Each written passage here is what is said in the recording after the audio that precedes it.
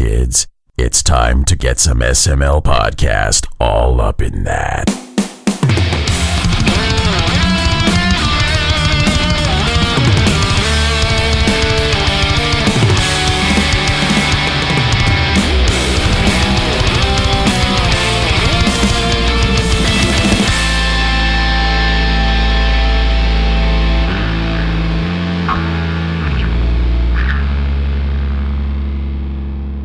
What's up, everybody? This is the SML podcast. I am your host, Joe. Joining as usual, Cole. How are you doing?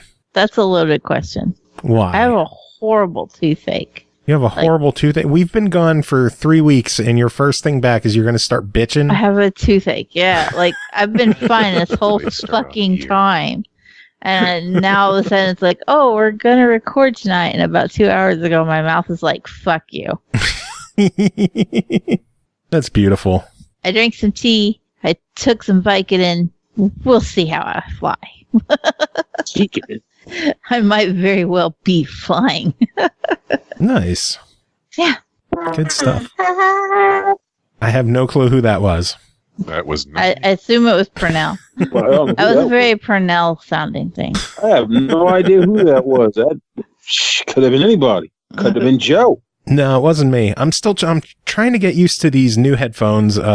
We should probably get this out of the way. Pernell's here, Chris Taylor's here, and Ian Griffin, aka Doc Havok, is here. How are you guys doing? Man. Anyone else first? Well, I'm not on the tail end of a cold. Other than that, I'm doing great. Me? Chris, how about you? Chris has gone quiet. Rip. He's gone. Chris, He's gone. only Zool. He had to go turn laundry. Oh, he's doing laundry too. He stole my bit. I too am doing laundry. Hello? Oh, hey, Hello. Chris is here. We got Kris Huber. Chris, how are you doing? Hello, Chris. Welcome to the party. Did I time it right? No, but you did the thing, and we're proud of you for that. Yeah, you're here. Close That's enough. all that matters. Yeah, sorry, I'm late. Better late than never, right? Is that Very true. Chris, how are you doing? I'm all right. I'm trying Slay the Spire for the first time since I guess they got an update. And Well, I know everybody's where telling this me to check it out. conversation is going. So, Update on what? On console or PC? on my PC with the Game Pass thing. Oh, okay. I'm going to have to try it that way. Did the PC version get achievements? I don't know, actually. Shit. I haven't really been paying attention to the achievement stuff when it comes to the PC Game Pass thing. Ah, I know you guys are all about your achievements. I just don't care anymore. yeah, that's what I've been waiting for. Is for it to get achievements. The only achievements that I cared about were the skate achievements that I was missing, that I started to grind away at. But then for some reason, maybe Joe, you can help me with this. For some reason, the Game Pass thing, the ultimate one, it gives you gold, which I know because we've been playing online and stuff, right? Yeah. When I try to play online with a backwards compatible game, it doesn't say that I have gold. Weird. Did you try contacting Microsoft at all? Yeah, nobody said anything. Oh, God. Literally, he called and the line was just dead. Hello? I did an email thing or whatever, an email support ticket or whatever. I did one of those, didn't hear anything back. I scoured the forums for a little bit, didn't see anything that made any sense. So I'm just okay, that's just how it is. So whatevs. I think I'm missing one achievement, maybe two now. I don't know how well my microphone is picking up the purring or not. I didn't know anyone was purring except for you. Oh, And now I know that you shucks. were. I'm holding Butter, who I just found under my desk. Butter has been assassinating all of my electronics lately with cords. Assassinating them, Yes. you say? Yes. He's already murdered one of my headsets and 2 keyboards. Gotta lock the office. Butter. They need to go in there for that stuff. Well, there's no way to just keep 1 or 2 of them out without letting all of them, keeping all of them out. And Coltrane uses this room kind of like a safe space to get the hell away from all the other cats. So we can't completely shut them out. Nuts. Yeah, that's the life of a cat house, man. You have no control over anything. They run your show. They do. Welcome to the SML podcast. I'm your host. Run by cats. Run by cats. Meow, meow. So anyway, it is 2020. It is a whole new year. A bunch of us spent it at MAGFest, the first couple of days of said new year. Kris, I know you don't have the most time in the world, so tell us, how was your MAGFest? Dude, it was honestly, it was one of the better ones that I've had in years, but I still feel like I didn't do enough. Like, it's fucking crazy. Like, that place is a time warp, and I just don't understand how it happens every time. Like, I specifically tried to make it so that it was, I feel like I actually succeeded. I shouldn't say try.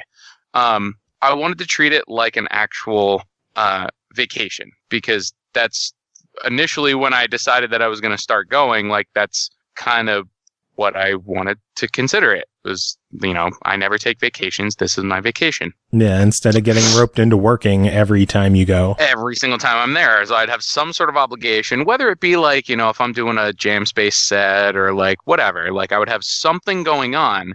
And then that would turn into, okay, well, if I'm playing Saturday, that means like, even if I'm playing at like 9 or 10 o'clock at night, my entire Saturday, I'm just going to be like repping stuff for the show. Like, yeah, I might spend some time like getting some food or whatever, but the majority of the time that I spend that day is probably going to be working on the set. Yeah. So with you only being there like 3-4 days, it just felt like I was eating into my mag time a lot. So not having any kind of like specific things that I had to do this year was really good for that. But I didn't really like, I don't know, like I did chill a lot, but I ended up like hanging out, like I was bouncing around a lot. Like I met, there's a guy that I play Rocket League with a lot, with Adam and them. And he was at MAGFest for the first time. I bumped into him and like hung out with him for maybe like an hour, maybe that. And like, I was supposed to like bump into him again like on Saturday and Sunday, and like it just didn't happen. That's the beauty of MAGFest, man. You can make plans and it doesn't matter. It's so crazy. It's so crazy. Yep. Pernell, I barely saw you this year. But you were up the room, were you? Once. Yeah. Pernell, are you even there? Maybe. I'll never tell. Oh crap! I just told. I think it was what? It was the first night, and that was it, right? Yeah, that's like the only time I saw you at MAGFest, Pernell. Me and Mag have a weird relationship these days. Like I don't get fired up for it really. Like I go, and I won't lie, I enjoy myself for the most part. But there's always like this niggling that's just like saying like you don't really belong. Like you don't really fit in with this thing, but you're here. I wouldn't say that. I think so how many times have you gone now? Let me see. 1, 2, 10, 11, 12, 13, 14, 15. So let's just say like 10 at this point. Let's just go a rough 10. I just love your gap. 1, 2, 10. Yeah.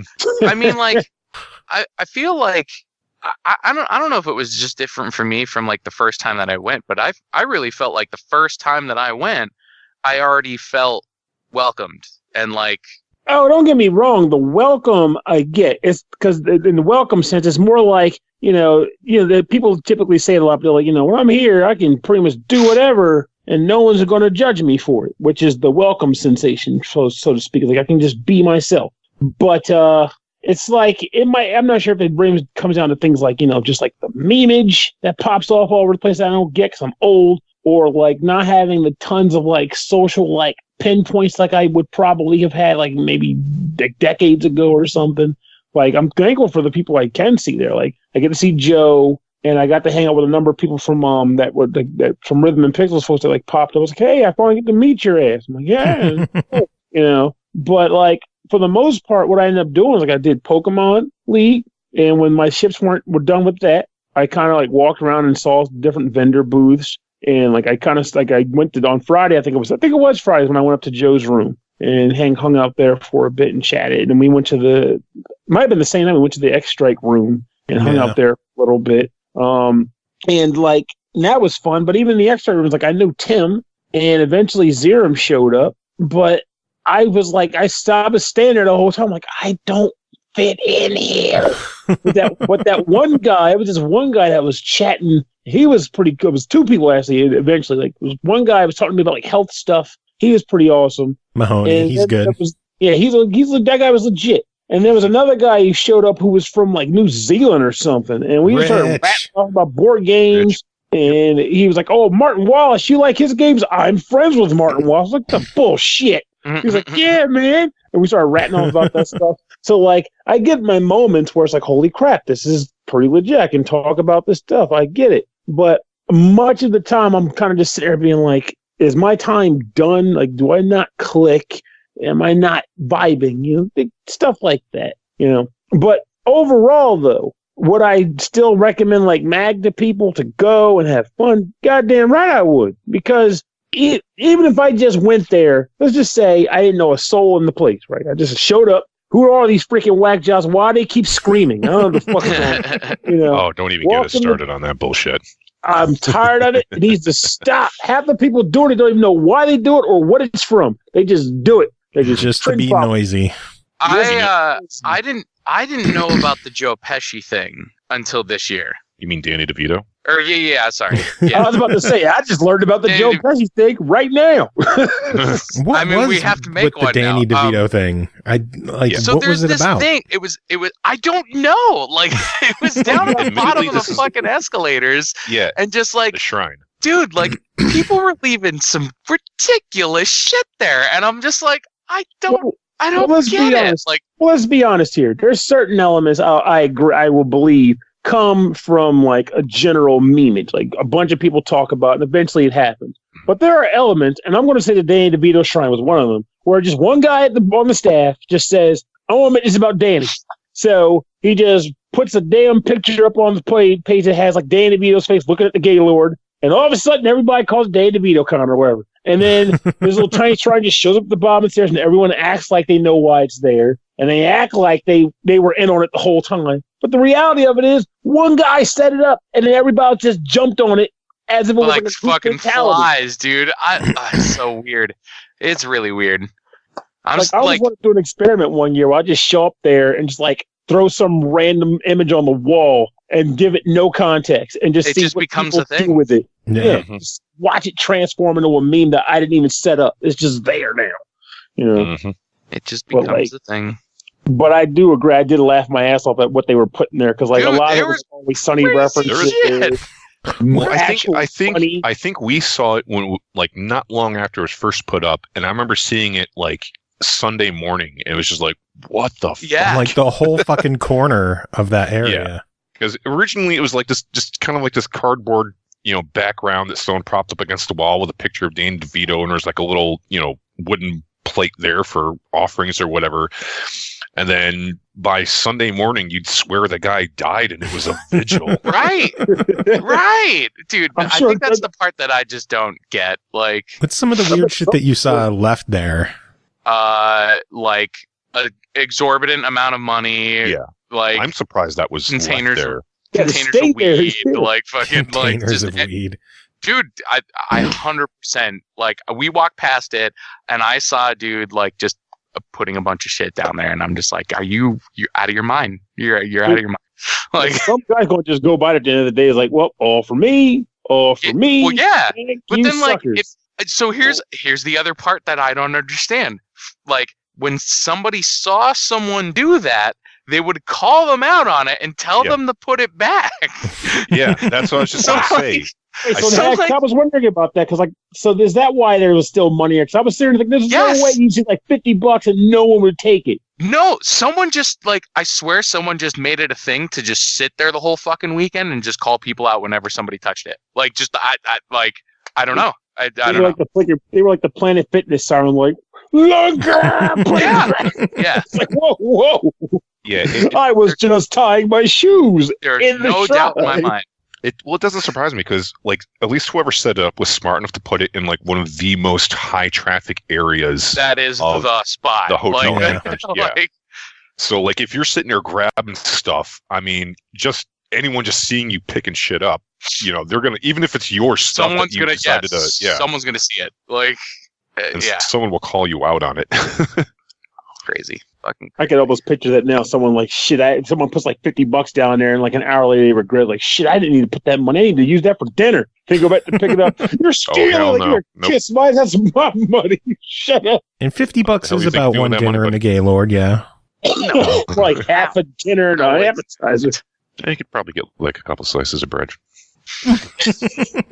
I honestly, I really didn't even like.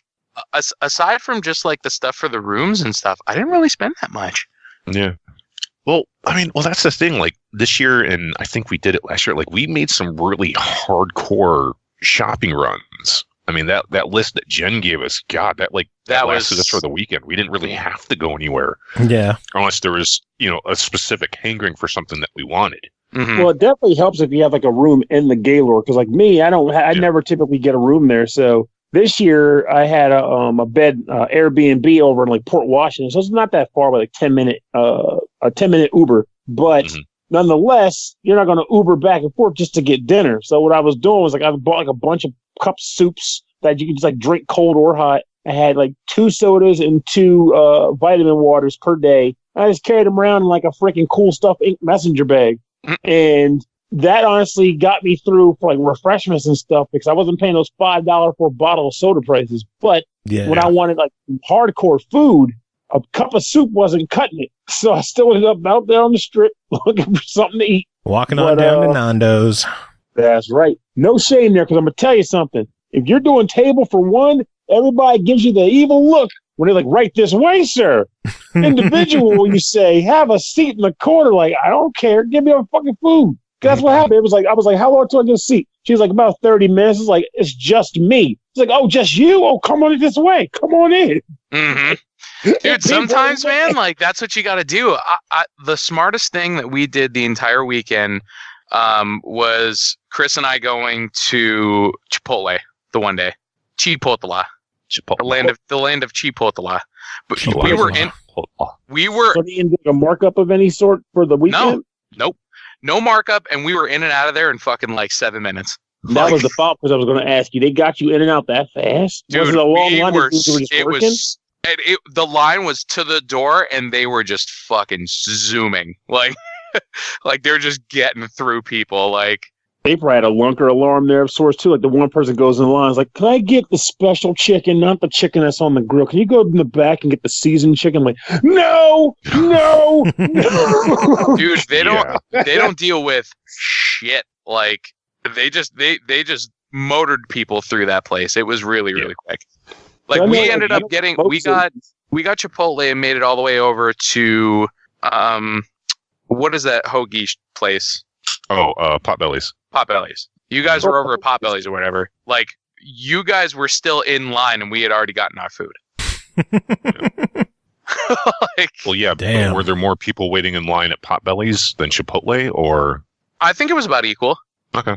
Well, does Potbelly toast their stuff though? Because that might factor into it. Yeah, they that was the line. I mean, you can request it non-toasted, and they do have non-toasted subs. But yeah. You know, those people weren't requesting non-toasted. Like, hey, I'm in front now. Service me. Yeah, it's my time. With the special option, with the gluten free and bitch, order your fucking sub and move. Go. Can you get that special? Can you get the fish? Can I get the fish? We make that to order. It'll take like 5 minutes. That's cool. Just make the fish. You son of a bitch. Guy to the right of him is like giving the evil look. Then it's their turn. What would you like, sir? Oh, it's me now. Yeah, I would also like the fish. How much is the fish? Give me a whole fish. Don't even just scale that fucker. Just put it in the row. I was reading, apparently MAGFest is a really, really good group, though, because someone from Nando's, I think Paul mentioned that he talked to someone from Nando's, and they said that through the whole 3 days, they didn't have a single rude customer. That's impressive, actually. I concur, because I mean, most of my experience of shittiness comes from like my days when I used to go to KatsuCon, but people vandalize shit and they get loud and rowdy just because they think they can. I would honestly expect from mag crowds too. I think another thing that comes into play is that like people want their food with as minimal fuss as possible. So, I mean, like, for example, when we were talking about the whole line comparison and how fast, like when when you're going to get the food and there's like 40 people in line, you don't want to make a fuss. You just want to get your food. You just want to get the fuck out of there. Yeah. Yeah. You want to make it as clean and quick and convenient as possible for everybody involved. And if you're in a line for that long and you start making a fuss about stupid shit, no, everybody's gonna get pissed off at you. Yeah. Like, have you ever been the guy in line? Hold up. Like, have you ever been the guy in the line, like say at a grocery store, right? And there's a sign on the shelf that says like buy one get one free. So you get two things. And you get the front, and the lady's scanning it, and it's not coming up, and you're like, shit, but it totally said buy one get one free. And you see the line behind, there's like 3 people waiting, and you're like, fuck, I don't want to pay for this, but am I about to die on this hill? Like, is this about to happen? So you make that first statement, like, pardon me, ma'am, that's supposed to be buy one get one free. Could you mark it? And then you just hope that she just like trusts you and just goes, okay, yeah, I've seen people bring that up in the past. Yeah, I'll mark it. And then she calls the department to have someone off the floor to check it. And then by then you're kind of screwed. Everybody's looking at you at that point, like, I didn't intend for this. Customer assistance to register 12. We've got a cheap Customer motherfucker. assistance to register 12. Thank you. No, most of the stuff that we did the whole weekend, like, we were just kind of like, I mean, I feel like we allotted for enough time for a lot of that stuff to go well, you know?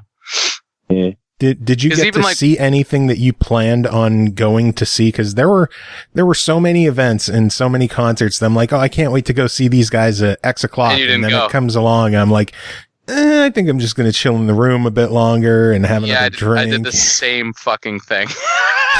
I did the same thing. There was like 4 bands that I'm like, I'm gonna watch these guys this week. I didn't see a goddamn one. Like, that's how it goes. Now, granted, some of the stuff that I did instead, I'm glad I did it because like I got to do a jam with oh my god, who was that guy that came up to our room with the Overwatch hat on? Wow. Like Jen knew who it was. He's like a rapper. God, I don't know. I don't even remember anyone coming up to the room with an Overwatch hat. It was literally the first night.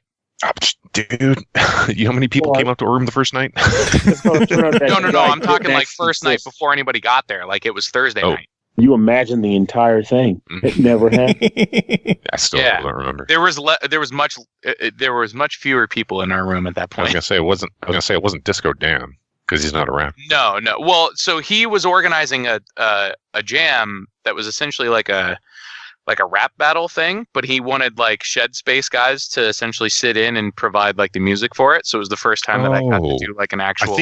I remember you mentioning something about that, but I have no idea who you're talking about. Dude, it was awesome. It was so much. I finally got to play with Antoine. Anton. I got to play with a bunch of guys that I finally I got to know from going to MAG, and they were really good people, but I just never had a chance to actually like play with or for them. And it was just in such a cool format because essentially he was dictating like the whole jam. So like somebody would go up for like a couple bars, and then he would go over to an instrumentalist, and it would be like a saxophone player or something like that. And then he would like solo for like a couple bars, and then he would go to like the people that were rapping and stuff like that. Like it was just like we were doing songs for like probably, I don't know, 10 minutes, 12 minute jams. Like they were just like, it was so much fun, man. Should have sent me a message to be like, hey, come down here right now. It was last minute. Like it was just kind of like I was with Yusef and we were just kind of like, we're chilling, just kind of bullshitting around. Last minute are literally the only plans I had at MAGFest. I think it's the only kind of plans that exist at MAGFest. Yeah. Much. I don't play anymore. Shit. Yeah. No, I fucked up. I should have said something, but it was a blast. Like I had so much fun doing that, and then even just like I met a lot more people this year than I have in previous years, because the past couple of years it's just been us kind of like chilling and stuff.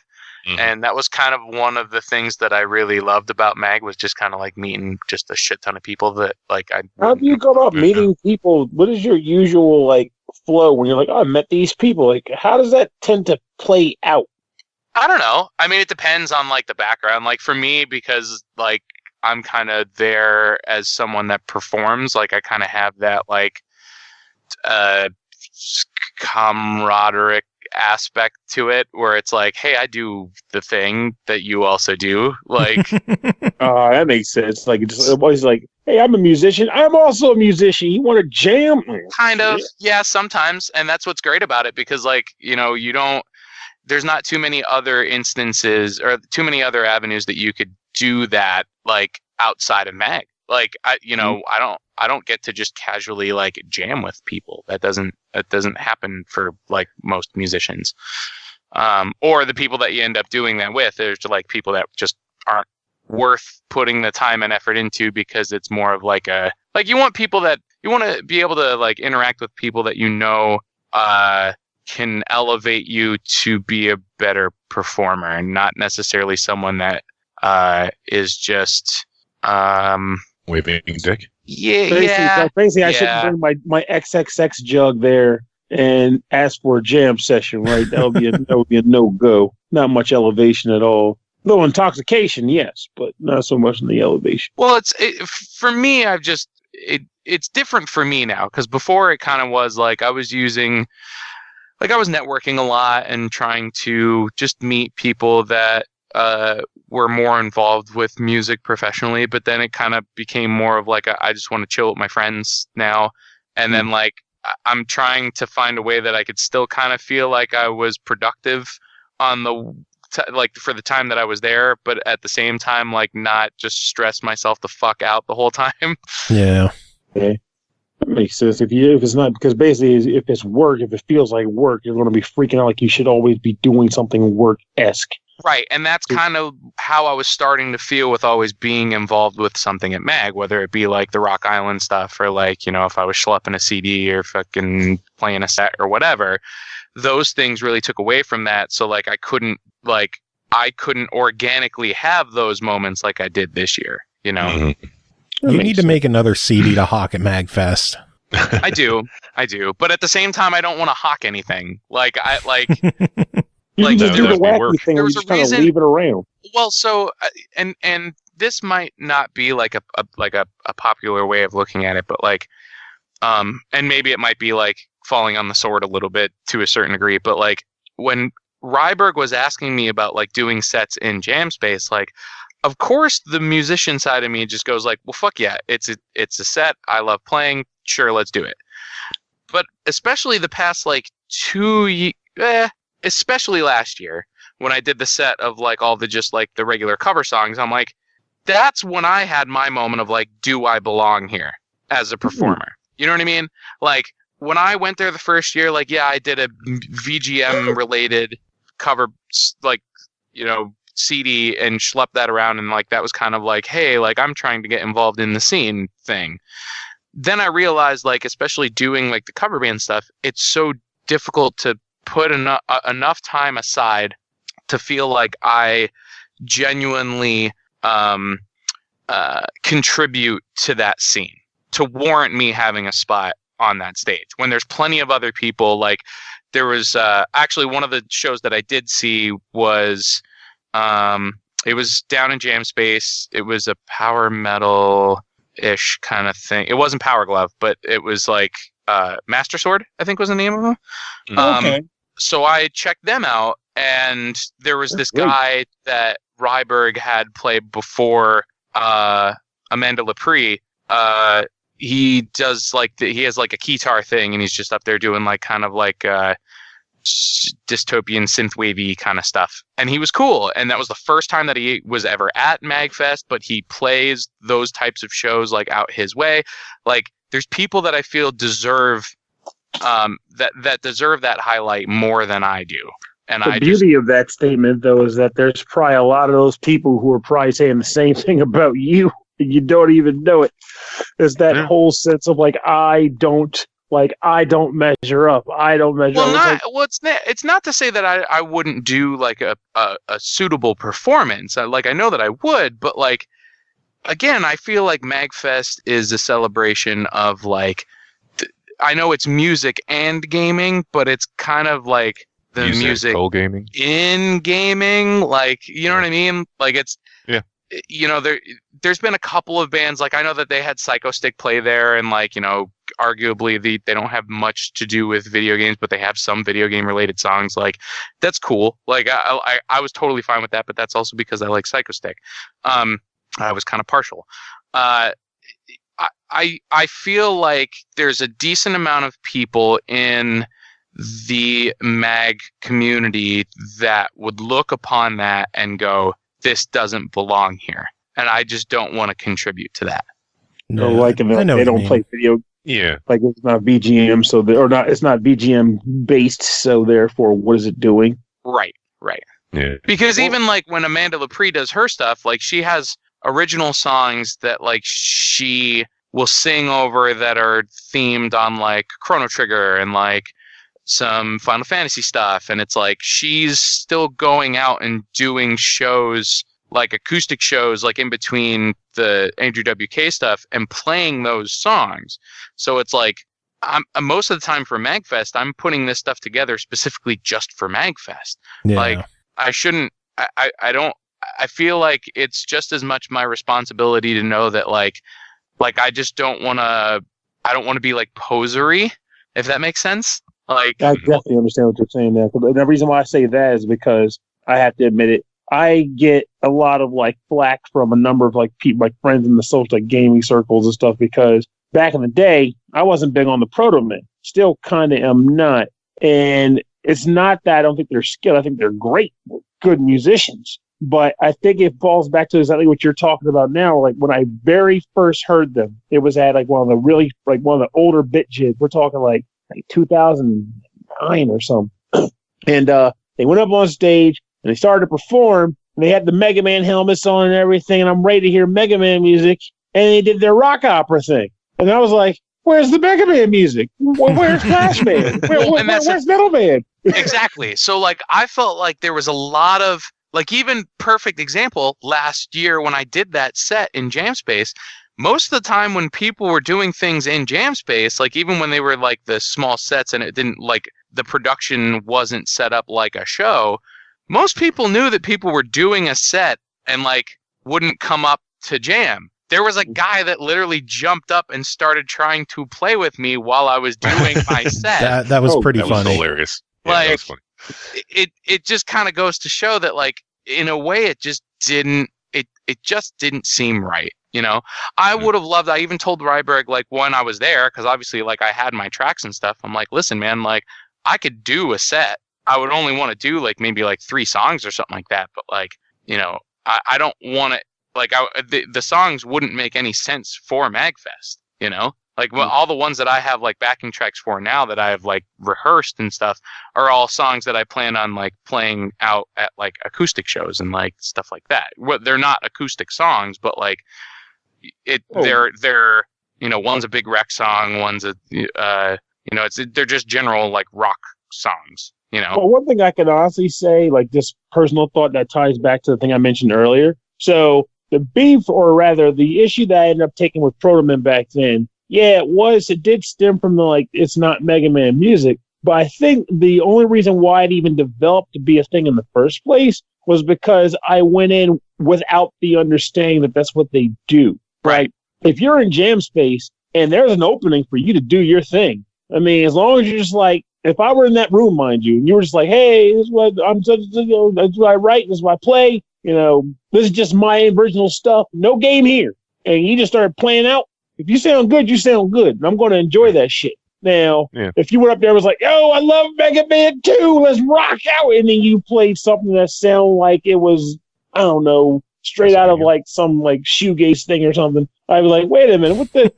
Again, I mean, that's true, but at the same time, like even last year, so like when I did it, like, so they all were cover songs, but they were songs that were like in games. They were licensed in games to try and like still kind of tie it together. Mm-hmm. So I would explain like what game it was licensed in and like all that kind of stuff before I went to go and play it. But like, that'd be cool. But so like when I did it, even the songs that I picked, they were like there was one that wasn't, which was just a meme for us, Joe. Yeah. But like was worth it's totally worth it. But so for those that weren't there and aren't initiated, we crop thirsted everybody. Oh dear. So I played break stuff so that I could get all of MAGFest to essentially sing like a pack of chainsaw, I'll skin your ass raw.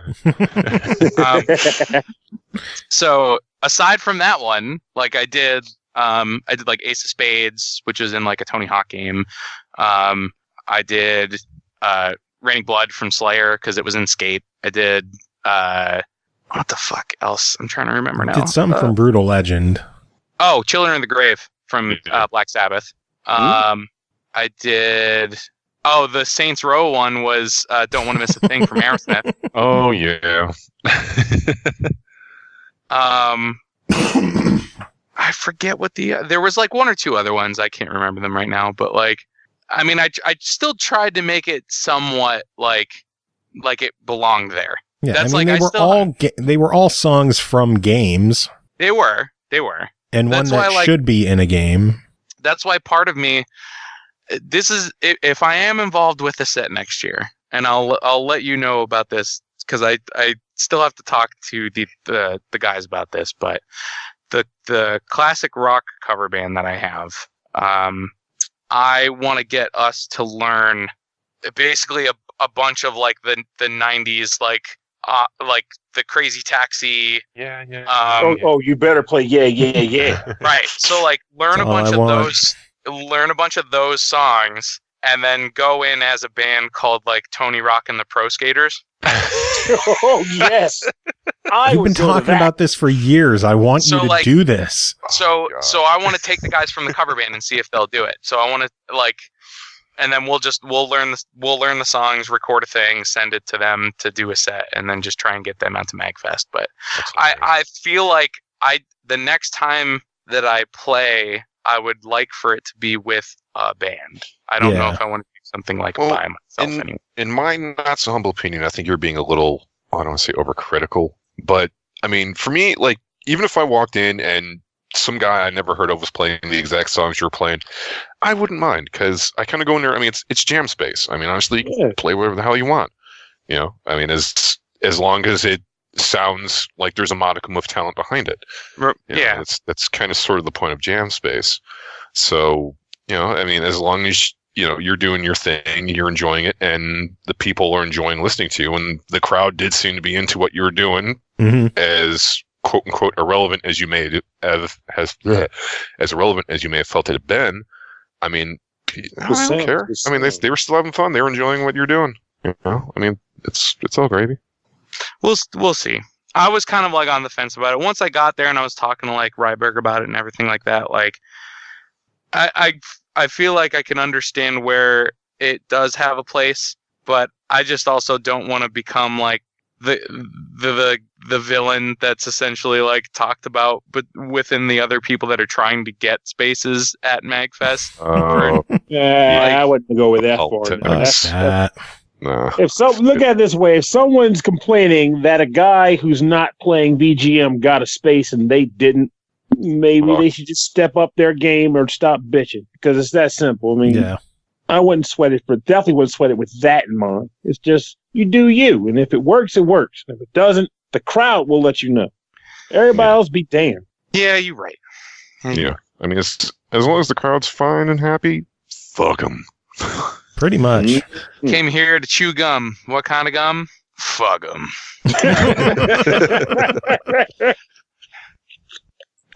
That's what I came here for. Never heard that one before. I never used that around you? No. I've used that for years. Shit. That was gold. Yeah. That's the first time I heard that from you. Fuck them. What kind? Fuck them. I loved it. I forget. I'm trying to remember like who I got that from. Oh, I remember who I got that from. I got that from Ryan Williams. He played the guitar in M80. I learned by watching you. Learned by watching you, Dad. Who taught you how to do this stuff? Well, he's learned. He taught you how to roll wrong. Let me tell you how it's really done. Yeah. That's my boy. Roll with How you doing, Cole? I'm hanging Oh my here. I'm God. just listening to y'all's stories. Oh, Cole, do you have cool. any Yeah, questions I don't about get to go to MAGFest, Cole? MAGFest, so I mean, no, I just enjoy hearing y'all talk about it. At this point, I've heard y'all talk about it for a couple years, so We gotta I get got you the there. basic. I know we really do. Maybe next year, because Do we bought a new truck, so we should be mobile soon Nice. and independent, which means next year maybe we can throw our tax money at that instead of a vehicle. There you Don't go. people I think typically I'm do that, back. like the MAGFest like carpooly thing too, where the like different areas of the country, we're driving up. Anybody coming through from that way or whatever? Might be getting on one of those. I am curious about. Well, here's the thing: like, if I go to a convention, I'm gonna need to use a wheelchair. I'm not gonna That's be not a able to big walk problem. it, They even offer with that. a cane. So I They always offer- worry. I'm like, are they even accessible? That's not really Mhm. One of target. my Yeah, they friends are. was in a wheelchair Yeah. this weekend. Fuzzy? Yeah, she was in there. They have elevators and stuff. I know she was in the wheelchair. I saw her on Saturday morning, and her and her husband were there. He was pushing her, and All- they All got their stuff around is just handicap fine. accessible. Yeah, yeah. I would definitely have to be wheelchair bound to And do follow a that up. convention. I got a feeling that when you're in that wheelchair, people will actually, not be dicks to you. Meaning that use the elevator, they will actually get the fuck out of the way so you can get on and off of it. That would be a whole new world for me because people are dicks when you have a cane. A whole new world. I hope that this year I get to go to VectorCon. That's Where's closer that? to me. That's down in Richmond. It's at Eastern Kentucky University's Gaming Institute. Oh, well, that Yeah. doesn't sound And so it's a fancy. little Joe, I tagged you in that one tweet where a game developer from Kentucky was at MAGFest with an arcade board that had 100 buttons. Yeah, I 100. couldn't find that one. I tried looking around for it and I didn't see it anywhere. I actually learned about that developer when I found out about VectorCon, and I've been following them since. And I want to see that fight board so bad. I was like, I can't see it. I can send Joe for it. I failed you. But you did. You let me down. Yeah. So, Damn, couldn't even Wow. just that sugarcoat it. developer actually had 2 games on display at MAGFest like that. The other There one was had a something game with that like was over by- 15,000 balloons or some nonsense. It was crazy. That particular dev has a penchant for unusual games. Seems it. But I really want to check out that 100 button fight stick board thing. Oh, That was a thing that was actually at MAGFest, you're saying? yes. See, I'm mad I missed that now. I Yeah, would have seen that. it's badass. I've seen several pictures of it. It's like, oh, that's so cool. There's so much about MAGFest that I missed. There was apparently another arcade room that was just all retro arcade stuff. Wow. I Really? missed that I too. didn't know Wait, it you got the- existed. Joe, you Is got it to play the possible best to- game at MAGFest. Right? Tell us what game this is, Chris. Fucking Scoot Pooch. Oh, What? yeah. Yeah, the hell's a scoop pooch? Scoot Pooch. It's the wave of the future. Scoot Pooch is an arcade cabinet with it's 2-player 1v1, and you have 2 trackballs that you use to act as a dog that is wiping its ass on a carpet, God. hmm and you need So is, to. this like, So you're pulling yourself with the You're trackballs. pulling yourself with the trackball. is this like paint where you don't want to cross shit streams with the other player's shit? Oh my god. No, you need to cover everything with as much as possible. And you need to knock stuff over, break things. You can hop up on counters, couches, furniture. You need to get that shit everywhere. Literally. Literally everywhere. Oh my God. It was great. I It was Jesus. magical. Yeah. Yeah, feel it like that was would it was be- that would make me- pretty fucked up. Pooch scooch. Scoot Pooch. Shit the streams. Stream the shits. Scoot Pooch. Scoot pooch. Yeah, my little scooch pooch. Yeah, there was a guy that was at the machine when I was like giving it a shot that was like, he wasn't the creator of the game. He was like, I've been down here playing this game so much. He's like, I hate that this is my favorite game at MAGFest. Although my only complaint was that player 2 chalkballs were slightly miscalibrated. Both of them were all fucked. I think it was just from a weekend of people beating the hell out of the game. Yeah. People weren't being courteous to that thing. Not at all. Not at all. Yeah. Like, the one thing that sucks for me, one thing I hate about the dealers room, though, I get that's how it works sometimes. Like, they had a couple board game vendors there, and as Joe can attest, I've become a board gameaholic over the years. I need to fucking go to rehab, whatever. The point is, I always go to these dealers rooms. I'm like, all right, I paid to get into the con, and I'm hanging out. I need a deal. If I'm going to buy a game from you, cut me a deal of some sort. These are retail products. This isn't like rare I shit. agree. And it's MSRP. I'm like, get the fuck out of here with that, man. I just bring my own game faster than this. What are you trying to pull? No. But, No, I never understood that either, because like with how much they're actually making by having a table there for the weekend, there's no reason why they can't like do something on some, especially like a lot of modern board games are fucking expensive, man. Like, Oh yeah, they get ridiculous. And I was kind of flabbergasted. There was one board game vendor towards the back, and when I left on like late Saturday night, but right before I left, I went to his booth, and he had a bunch of board games, all full price pretty much. But then he had a table of like PS4, Xbox One games go over 50% off. I'm like, so wait a minute. You marked the video games at 50% off, but the board games are MSRP. What the fuck's going on here? Come on, man. yeah, it's stupid. Was that the table that was in with the indie game section, like all the way at the back? They had some old ass Magic cards at that table. Yeah, they did. Oh yeah. Yeah, they did. I was blown away. It's like packs of Ice Age you could get, Alliances, 4th edition. Holy shit. Yo, Weren't they being sold for like $40 a pack? You need to install Magic Arena so we can play again. I don't know what Magic Arena is. You could install it on like on your computer, and it's just a free to play Magic client. But they do like all the major tournaments and stuff off of that now. That's interesting. Get back in the fold, Joe. Dude, I've been playing for months now, and I have not spent a dime. It's great. Oh, that's cool. It begins. I just miss the old rules and the old cards. Like, I don't know all the new shit. Well, see, and that's the thing. Like, a new set is only what, like maybe 300 cards or something like that. Oh, I don't know. So you could just learn whatever the current set is, because it's all in rotation. It's all standard. So it's not like every fucking card ever. And then there's different formats where you could use like different cards from previous sets and stuff. But yeah, that's how I am like with Yu-Gi-Oh! Almost like I never played many of the card games, but with Yu-Gi-Oh! I still like the concept of the game. So all I end up doing is I can just wait for like that one console home release to come out. It's like, now with 3,000 cards, I'm like, I guess I'll learn this game right here.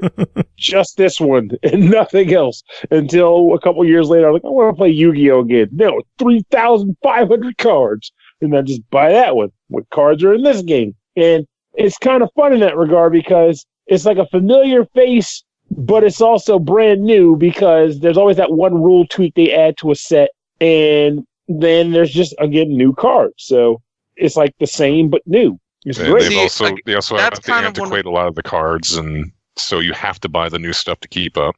well, see, and that's the whole reason why I like the free to play like game client one, because now like all you literally have to do is they'll just give you dailies, and it's like, hey, finish this daily, you get some extra coins. Use those coins and buy a pack. Like it's you know, I don't have to like I don't have to feel like I have to spend a shit ton of money to stay competitive. I could just sit and just play. Yeah. I mean, I don't play it myself, but I have heard that they do have a really, really nice free-to-play model. For Arena, it's really good. Yeah. I mean, so do they make money off of like people who want extra cards, or is it like cosmetic type stuff or an avatar? You could pay money.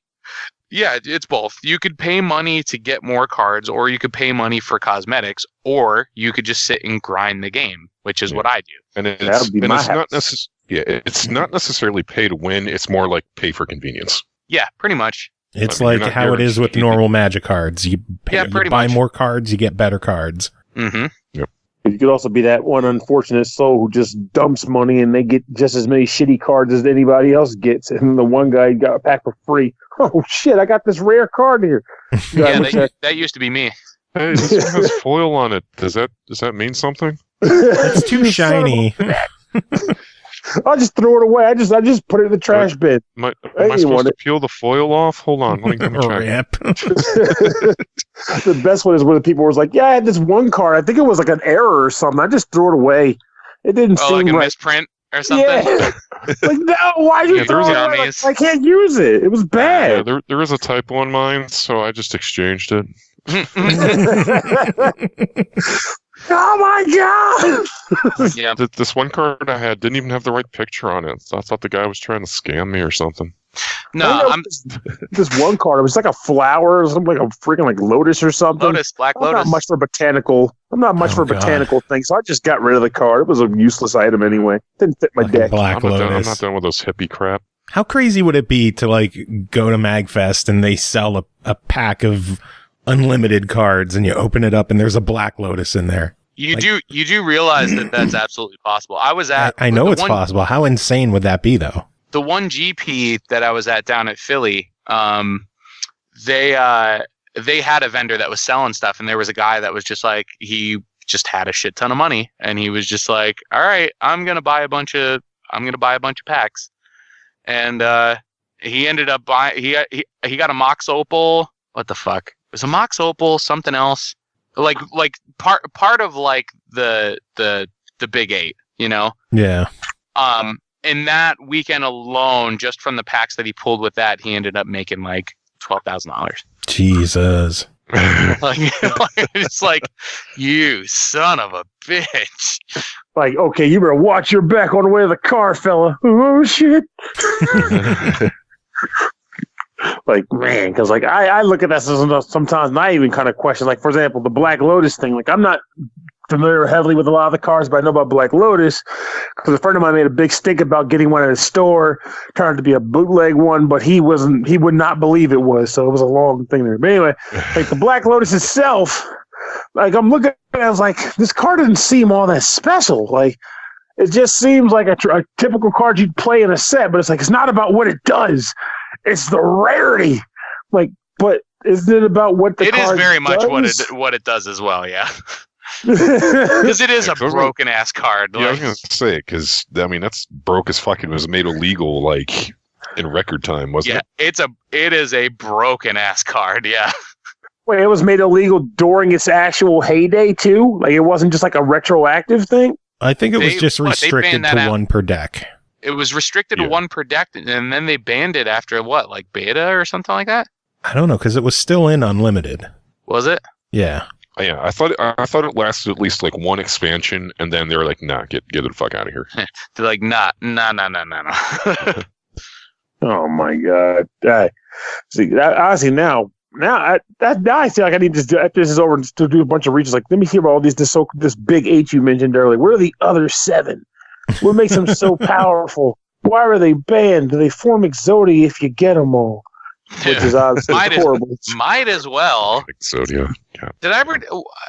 Joe, did I ever tell you about my only modern deck? No.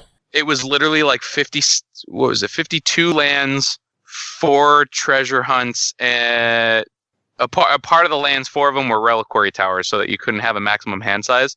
And then there was 2, and then 2 of these. I think it was like a 3-drop enchantment or a 3-drop like sorcery. It just like discard a land card, it creates a zombie, a 2/2 zombie. So basically, I would just like I would treasure hunt so that I would like draw basically the entire deck, drop a bunch of zombies, swing and kill you next turn. Wow. Actually, you may have just answered the question I was about to ask too. So one card game that I did get into for a while was a video card game called Cold Set. Big fan of that franchise. And I have one of my good friends loves to play games like that too. But the weird thing about him is he likes to make decks or make strategies that seem to go against what the purpose of the game was. That's what I do all the time. It's like, are you familiar with Cold Set at all? Like how it flows? How it flows, no. So think of Monopoly meets Magic. You have tiles on the board that represent properties, but to claim a property, you got to put a monster card down, and then the monster defends your space if someone has to pay rent there or whatever. Okay. So you would think that was a big part of the thing. You know, you want to have powerful monsters to hold your spaces and equipment to bolster them and blah, blah, blah. But this friend decided he wanted to play a game where he had no monsters in his deck, which means he could never claim property. He only used spells and items to play the game. And he had people force quitting constantly because they were getting pissed off by this guy who would show up to the mat and just walk around and steal all their money. He would just generate money from events and steal theirs. He never claimed a single property. And it would just piss people off. And I'm just laughing like, I don't know if I'd want to play the game without actually leaving monsters on the board. That's the game. He's like, I know, but it's great to show people that you just don't need them. Yep. They don't even matter. Well, so That's pretty cool. That's one thing that I love about Magic. One of the decks that I like to, or archetypes that I like to build is mill decks. So it's basically just like I'll have abilities and like certain things where it's just take the top X amount of cards off the top of your deck and just put them in your graveyard. Why would we put them in the graveyard? Just so you can just get down to the bottom of the deck faster to get the stuff you want, or no, just to get rid of all of their stuff so they can't play it. Oh, their stuff. Oh, so their top of their deck. Okay. Yes. So because if you go to draw and you don't have any cards left, you lose the game. Oh. So essentially, your win condition just becomes like ignore their health pool. How many cards do they have left? I would actually love to watch that match because I'm sure they'd flip the table when it was all done. Dude, I do it every set. Like, I've had a mill deck in every archetype that had cards that milled. Oh, man. I swear, you'd have a guy like in a live tournament where he just has this massive deck of cards. Like, I got the best busters. Pissed. They get that motherfucker. So pissed. It was the only way, it was the easiest way, I should say, for me to get around a lot of the archetypes of the people that had a shit ton of money, because they would just be dumping all of this money into these really good cards. And I'm like, well, these really good cards can't kill me if you can't play them. Mm-hmm. True. Sounds legit. So I'm like, get rid of it, get rid of it, get rid of it, get rid of it, and you're out of cards. I win. The guy's like, my next turn, I'm going to draw a demon scalper in attack mode, and he's going to show up. He's going to do it, and you're just like, discard that motherfucker. Yeah. Well, so the other archetypes that I would always do are discard. So like discard, and then like, I don't know if you remember like back in the day, Joe, but the rack. So it was essentially like if you have X amount of cards in your hand or like less, then it would deal certain amount of damage to you. Mm-hmm. So I would just make you discard all your shit so that you just didn't have cards the entire game. And then while you had 0 cards, you would just take damage. Oof. Yeah, these are strategies I would like to see. Like those are the types of decks that I normally play. So that's why, like, you're evil. Like, watch that, right? But I would love to watch that. Especially on Magic Arena, because everybody's like just learning. Like, I don't want to say just learning the game, but like, there's a lot of people that go on there to learn Magic because it's free. So they're like playing like the starter decks, and then you just like kind of roll up with something like that, and they're just like, "Wait, I don't understand. How does this work?" Oh, so you're one of those assholes. At this point, that would probably be me. I'm also the guy that uses really fringe cards so that like they have to sit and read them, like the paragraph cards. What does this do? If this condition is met, follow this step. Just go straight to my graveyard. What's going on here? I don't understand this. Yeah. Well, see now. So again, perfect example. I have a version of a mill deck in this current meta with certain cards. So instead of milling them, I mill myself. Why? Because if you have the one version of Jace out, if you go to draw a card and you don't have cards in your library, instead of losing the game, you win. Oh God! What? There's a monster that reverses that condition? There is none. Whoa! Oh wow! Yeah, like it's just like you win the game. Like, that is hilarious. Yeah. But yeah, and then like back in the day, actually, Joe, when we first met, when I was still down in Bloomsburg and stuff, when I was playing competitively then, one of my favorite decks was a Door to Nothingness, which was basically like you have to produce 2 mana of every single color, and then you tap the door and you win. Interesting. Dumb question, but how easy would that be to do? It depends on how you make the deck. Ah, touche. But it depends on how you make the deck. It depends on what kind of decks other people are playing.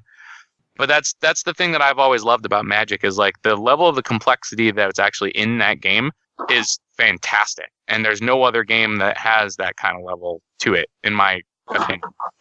Just what has kind of like kept me like still involved with it over the years.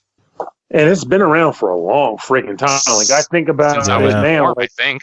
Fuck. Yeah, because I've only ever played them. I've only ever personally gotten the Magic one time, and this was back in 1996, 96 or 97.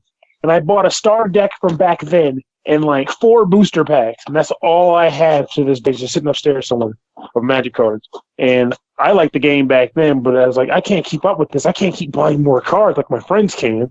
Right. So, well, again, that's why like I've been kind of playing it online. It just makes it like infinitely more accessible. Yeah. Dude, because I used to be bad with it. I used to be real bad with it. And So- he will teach you. He will teach you the ways by curb stomping your new ass deck into the ground. Well, yeah, maybe. Pretty much. Well, you can, at this point now with your crazy style, you can just hustle people for cards now. Like, hey, man, I'm playing Magic, but I'm a little unconventional. You mind if we just take a track at this and you play and you lose? Like, how about we make this interesting? One more game, I win, I get 3 packs of cards from you. Otherwise, you get my entire deck of cards right here. Well, so that's those are actually there's formats that are considered limited, and these are most of the types of tournaments that I used to do back in the day. So instead of people essentially having like a set deck of like a bunch of stuff and then just showing up with it and like, okay, this is what you're playing, what they would do is there's drafts, which you might be familiar with. You just got a big table full of people. You open up a booster pack, you take one card, put it in front of you, pass the rest of that pack to the person next to you, and then you end up picking out of those booster packs. You do three packs, and then you try and make a deck out of that. And then there was another format that was called Sealed, and this is what I played mostly. And that was you get, I think it was 6 booster packs or something like that, and you just open them yourself. So you're just opening a couple booster packs, you make a deck out of that, and you play in the tournament with that. So everybody's kind of on like somewhat of a level playing field, as long as they didn't pull some bullshit out of their packs. So You want to know something about pulling some bullshit? No Time for Games subbing for 22nd month in a row.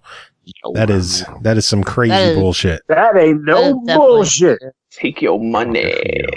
That's some bullshit. Congratulations. 22 months in a row. That is ridiculous. It's some He good. bought a lot of booster packs. And now you can check out our Wet Pancakes emote. We finally have our Wet Pancakes emote. Yay. It's like Finally. drip.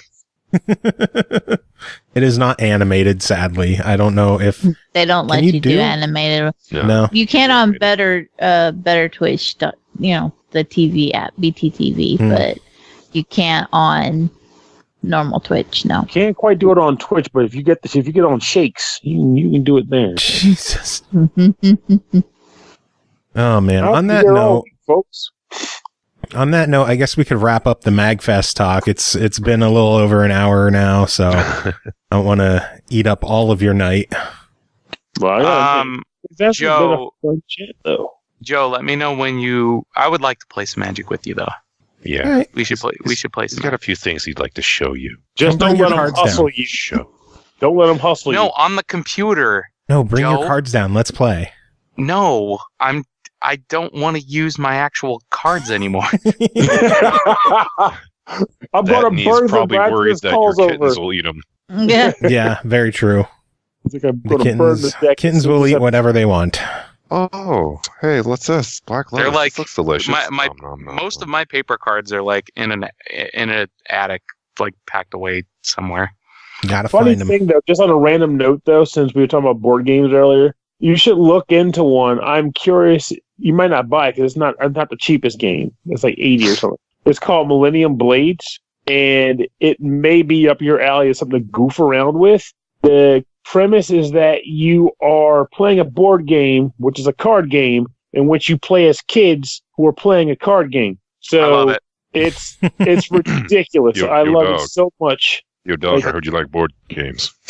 We Put some board games in your board In your game so you can board board games. game while you board game. It is literally that. Like you have there's like a moment where you have like 15 minutes in real time, I think, where you have to, there's like a store in the center of the table with like a bunch of quote unquote booster packs where you basically have to spend your money to buy the packs, to open them up, to see what's in the cards, and then you get rid of the cards. You sell them back to the store for a reduced price. You can trade with your friends at the table, all this junk, and then you have to prepare for the tournament that happens in the game, and then you have to play the quick tournament, and you get points based on how you did there and what kind of sets you built. Do you get a bonus for believing in the heart of the cards? They have cards that do that. Yes, they're like friendship bonus cards and shit. It is ridiculously meta, and it is hilarious. And what's the name of this game again? Millennium Blades. Millennium Blades. It is legit. It is a legit game. Like I will play whatever someone asks me to. I love that game. I just want to play a game of Hero Quest. I need company to come play Hero Quest with me. Joe, download. No. Download Tabletop Simulator.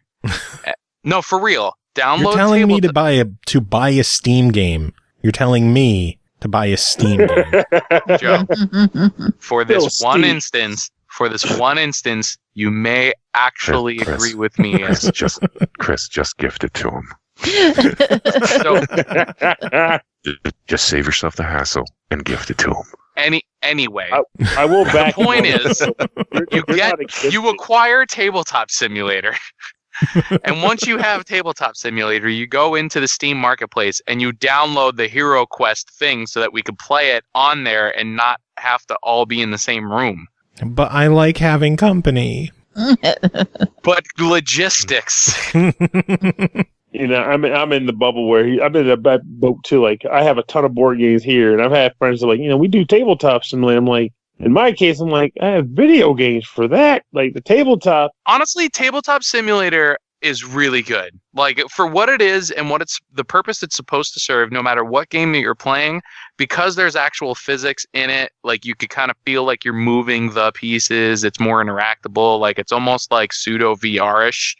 And there is actually a VR version of that too. There is, nice. Yes. Yeah.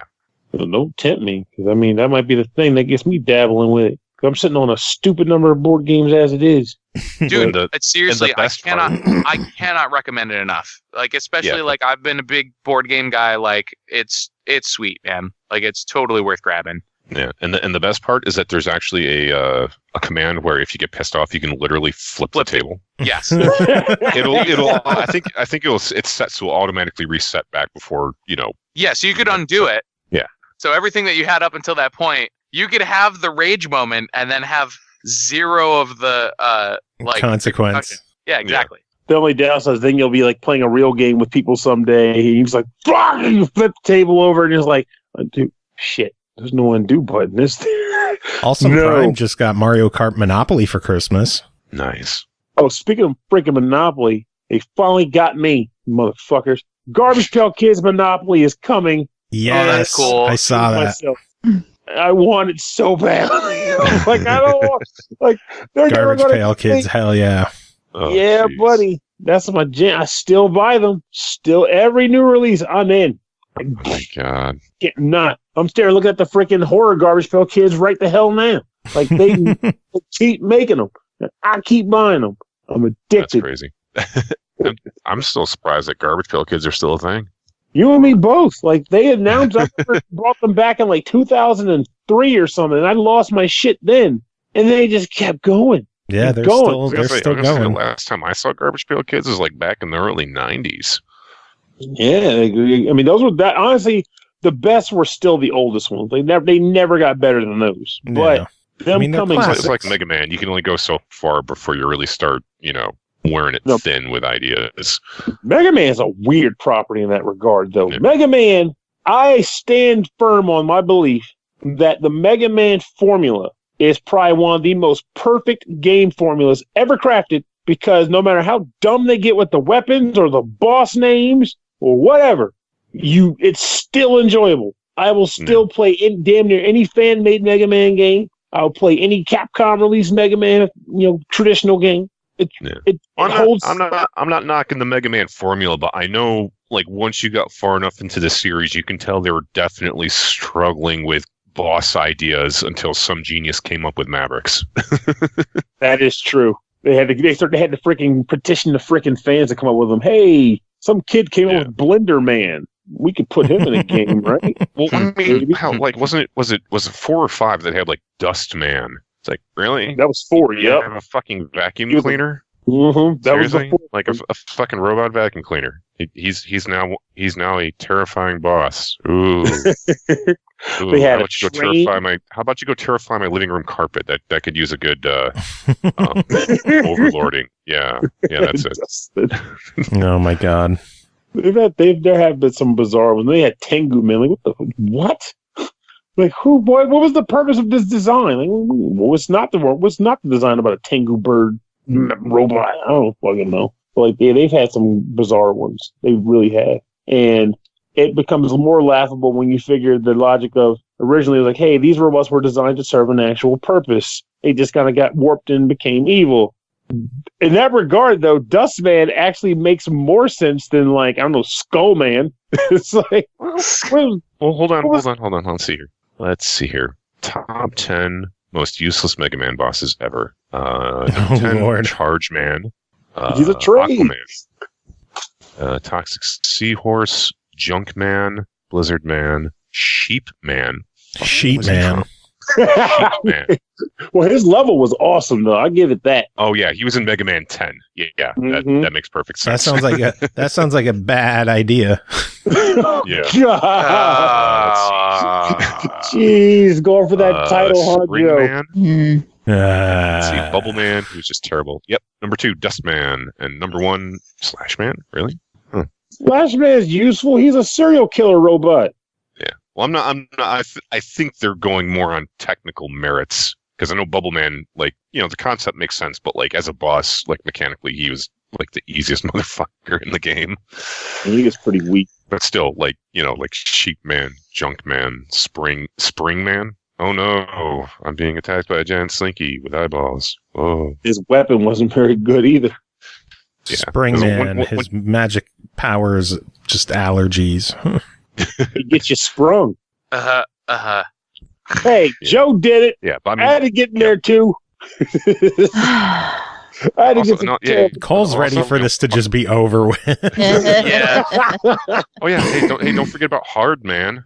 Wink, wink. He gives you the Oh, hard geez. knuckle.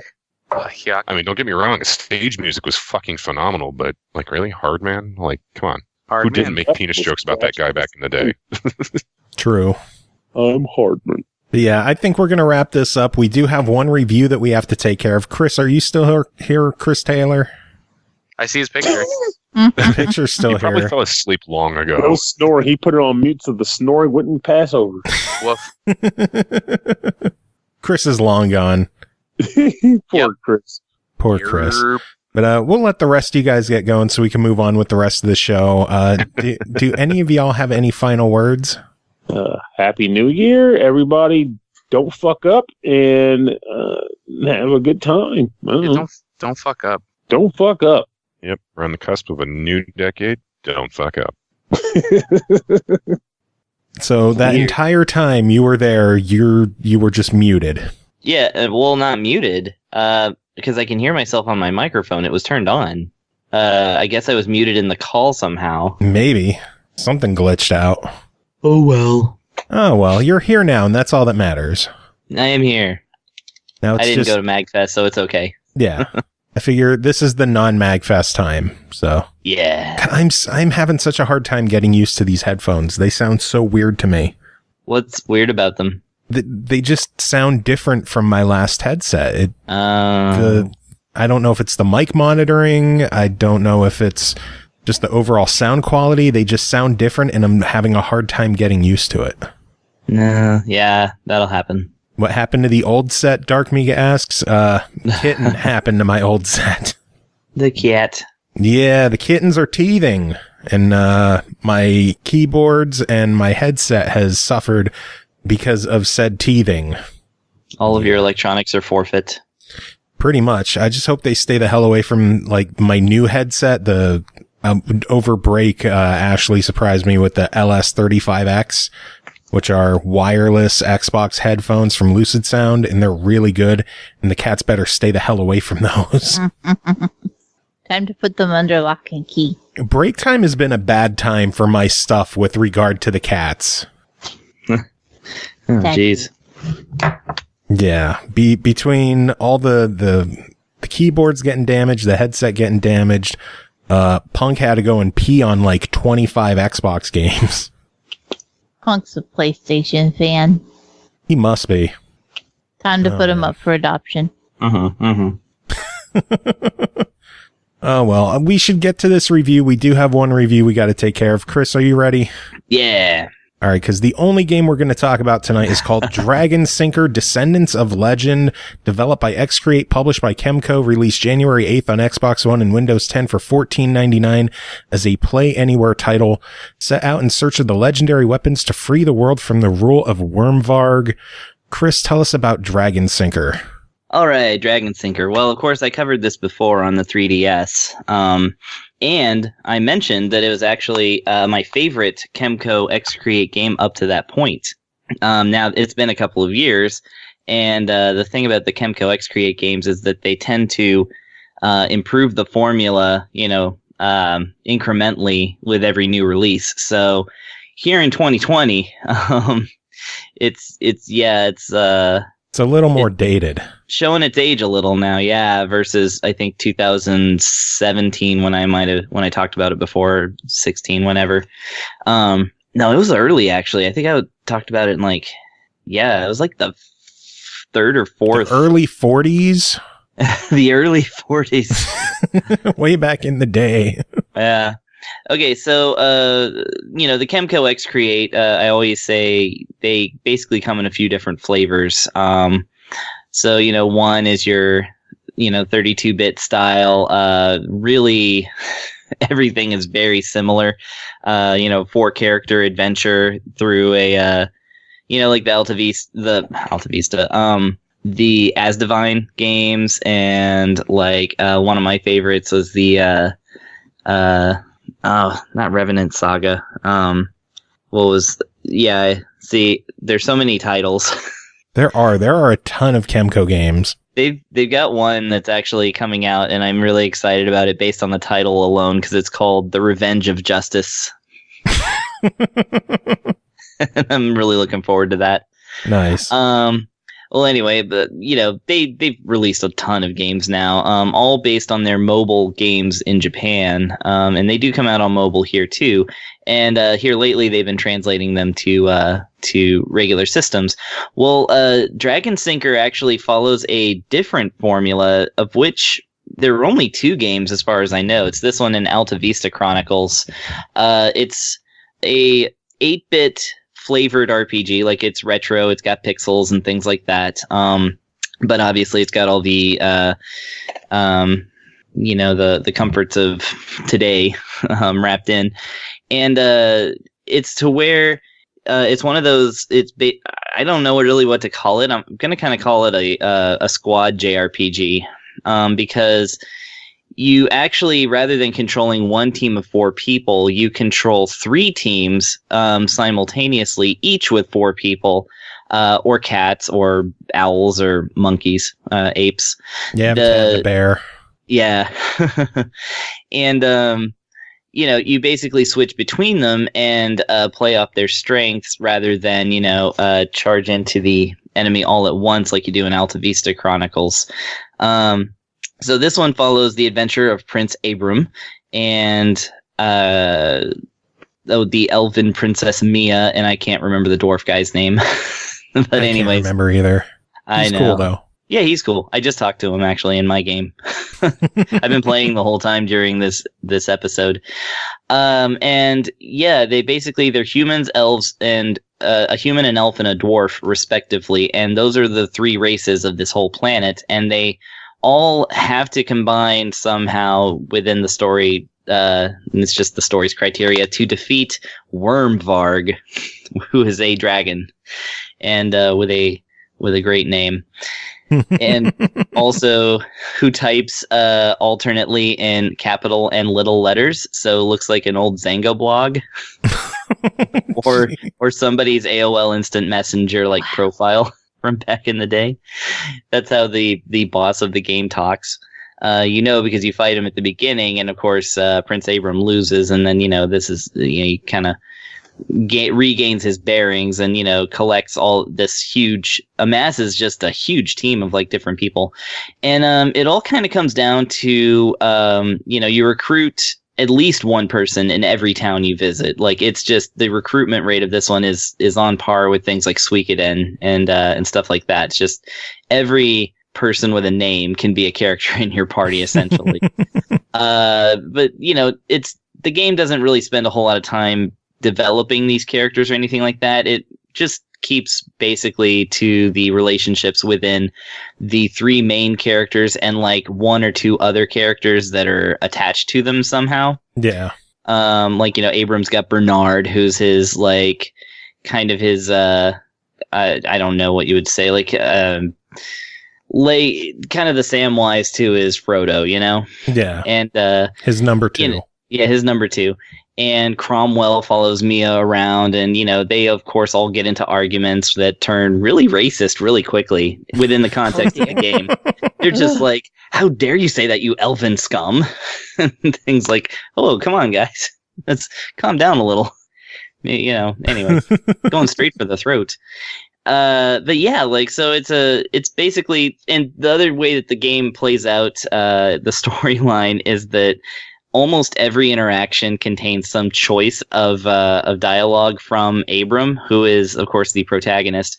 And the choices are usually that you can be extremely nice or extremely rude and or stupid.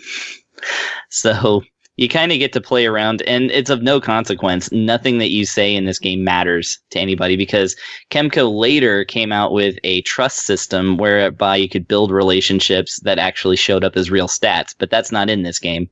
Yeah, this predates that. This predates a lot of the additions that KEMCO's made to the games over the years. Yeah, exactly. So, in fact, this is one of the first ones that feature the lottery system, and it's broke AF in this game. I mean... when I reviewed it, I was very fond of the lottery system, but of course the modern games are much more sophisticated with it.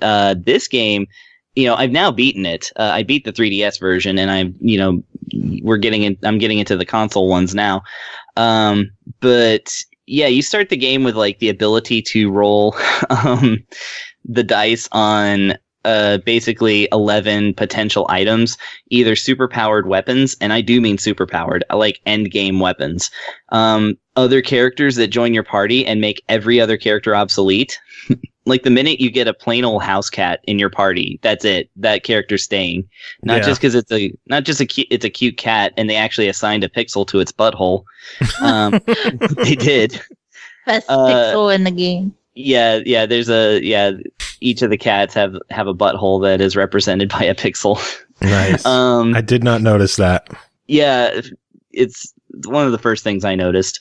But yeah, not only like the cats are not only super powered physically, but they also are the thief character with an extremely high success rate. So you can basically steal everything in the game.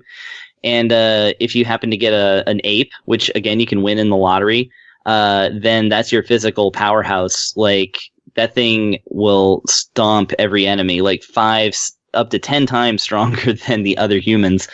Of which, by the way, you only equip items on the main 3 characters, on Abram, Mia, and other guy, and everybody else just kind of like has to rely more on leveling up and gaining skills. So they really are. It's the one figurehead and then other people assisting, unless you get the animals. Then they mop the floor with everybody. Oh, and there's an owl that's a super magic user too. Nice. But once you've spent your initial DRP, which I guess dragon points or something like that. Derp. Your derps, which I always call them. Then you start to gain them back at 5 derps a battle. That it's just a common drop. It's not always guaranteed, and you need 100 to roll the dice again, and 1,000 to roll the dice and get a bonus 1 spin. So and those are also like points that you use to purchase items that can get you like really good stuff ahead of time, including well, funny enough, in the 3DS version, it was like stuff that would like double your experience points and such.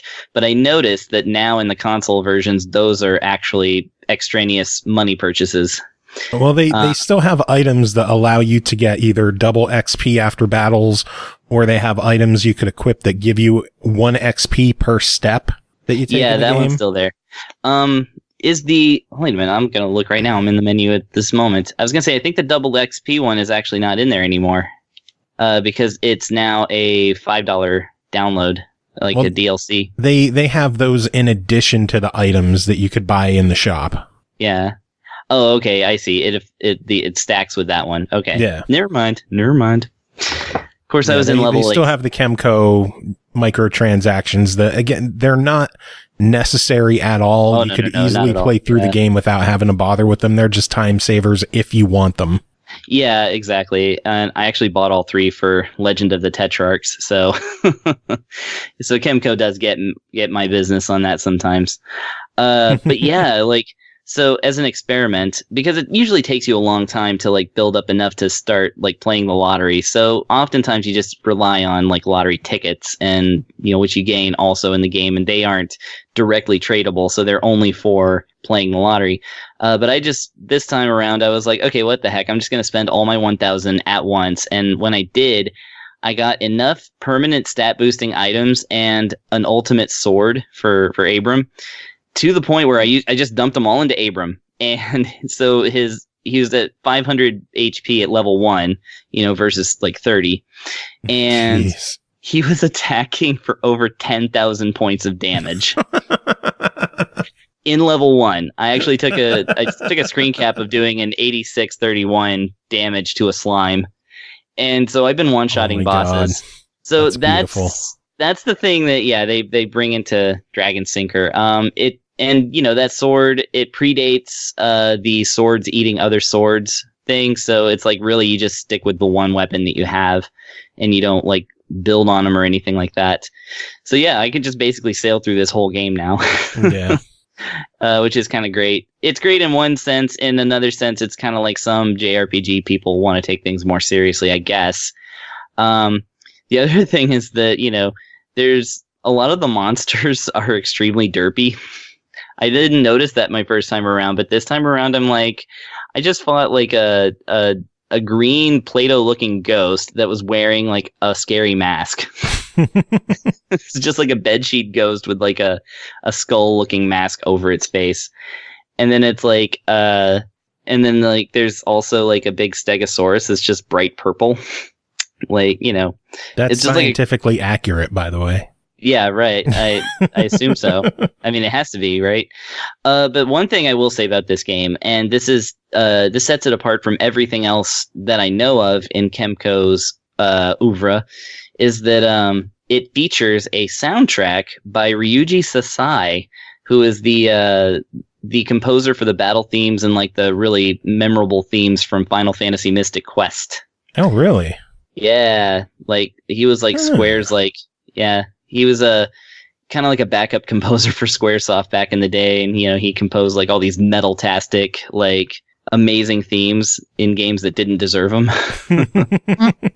Wow! But yeah, they kind of brought him out of I don't know, retirement or whatever, because he hasn't been making video game soundtracks lately, and he did an 8-bit style soundtrack for this game, which is really good.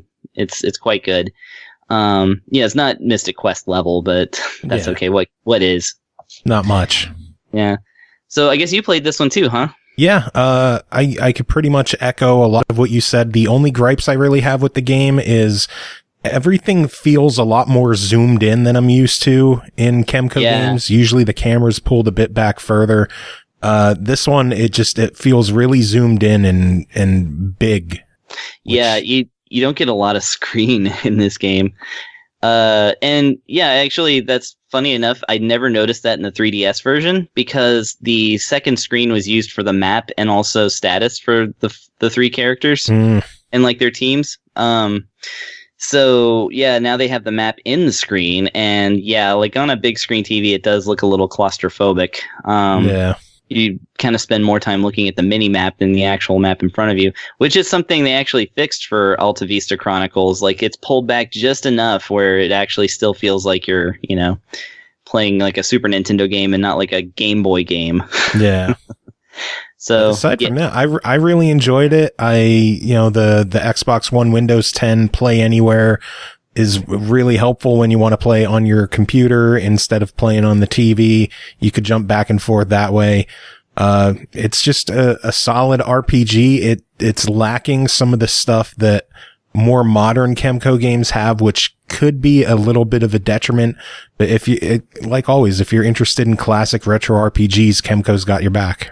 Yeah, and I'll add a little something to that is that, but I have to scroll over to it because I always forget the titles. So KEMCO and Hitpoint actually put out those little 2-hour RPGs. Everdark Tower and the other one. On the Switch. Those came on the Switch. Yeah, they came out on the Switch. So if you're looking. If you played those and you Archlion Saga, that's it. The bite-sized RPGs, just think about this one as being one of those, but 5 times the length. That works. But it also, like I said, it does have cool aspects because sometimes the dungeons, especially in the late game, get really treacherous. If you're playing on a consistent difficulty, that is to say, you can always change the difficulty, to harder or easier. Yeah. But it really does actually kind of encourage you to play around with having different characters in your party to change the parameters and the skills that you have available. Albeit every character tends to learn 1,000 skills, so you really have to kind of play with them and find your favorites. Yeah. But that's okay. But I do like the depth in the team building and things like that, and that's really not in the other KEMCO RPGs. So that gives it a layer of strategy that I think is appreciated. Good stuff. Yeah. All right. Well, that is it for this episode. Not a lot to it, just a lot of MAGFest talk and one review. Cole, are you still here? I survived. Sweet. And your mic still works. Yeah. That's good for everyone. Mine too. Another thanks to Kris Huber, Pernell Vaughan, Ian Griffin coming on. Chris Taylor, thank you as always for coming on, doing your thing, even though we couldn't hear you for the majority of it. That's okay. I wasn't saying anything important, so. That's okay. None of us were. There you go. First show back and it's awful. Aww. I mean, I talked about the 1,000 Button Project and that was important, so get fucked.